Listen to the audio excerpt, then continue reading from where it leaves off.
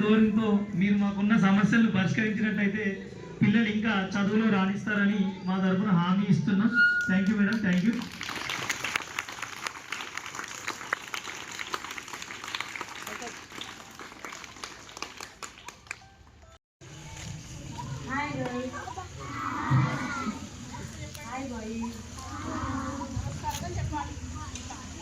చదువుకుంటున్నా మంచిగా అందరు చదువుకుంటున్నా తిన్నారా? ఏం తిన్నారు?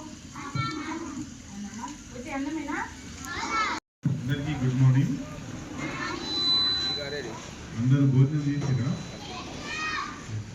అందరూ యూనిఫామ్ ఎందుకు వేసుకుంటలేరు? యూనిఫామ్ వేసుకోవాలి. అందరూ యూనిఫామ్ వేసుకుంటే అందరూ అక్కడ ఆ రోజు చూడండి ఎంత మంచిగా కలర్ కనిపిస్తుంది.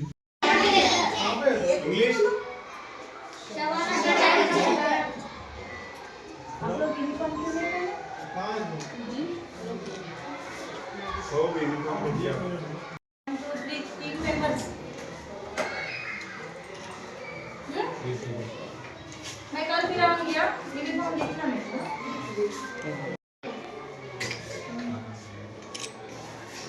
खाने का कुछ प्रॉब्लम है? टॉयलेट्स, बाथरूम सर जो भी है बोलो. हाँ ये मैडम अरेंज करते फिर आप लोग ऐसा किसी भी तकलीफ है बोलो. Bathroom sir ladies boys boys नहीं है ये बॉयज. Okay bye. నమస్తే. సాటాపూరు గ్రామం సర్పంచ్ లచ్చవారి సుహాసిని. ఫస్ట్ రోజు ఈ రోజు అయితే ఈరోజు మేము తెలుగు మీడియం స్కూల్కి వెళ్ళినాము చూడడానికి. పిల్లలకు ఏం బాధ ఎట్లా ప్రాబ్లం ఉన్నదని చూడడానికి వెళ్ళినాము.